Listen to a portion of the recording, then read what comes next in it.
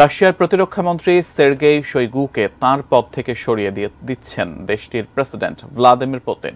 রোববার রুশ পার্লামেন্টের উচ্চকক্ষে এই সিদ্ধান্তের কথা জানান তিনি। বার্তা সংস্থা রয়টার্স এক প্রতিবেদনে এ তথ্য নিশ্চিত করেছে। পুতিনের দীর্ঘদিনের মিত্র ও বর্তমান প্রতিরক্ষামন্ত্রী সের্গেই শোইগুকে এ পদ থেকে সরিয়ে দেশটির সাবেক উপপ্রধানমন্ত্রী আন্দ্রেই বেলোসভকে নতুন প্রতিরক্ষা মন্ত্রী করার প্রস্তাব দিয়েছেন ভ্লাদিমির পুতিন। 2012 সাল থেকে রাশিয়ার প্রতিরক্ষা মন্ত্রীর দায়িত্ব পালন করে আসছেন 68 বছর বয়সী সের্গেই শোইগু।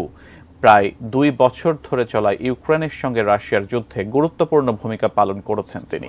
1990 দশকে দেশটিতে জরুরি ও দুর্যোগ ত্রাণ মন্ত্রণালয়ের প্রধান হিসেবে দায়িত্ব পালন করেন তিনি।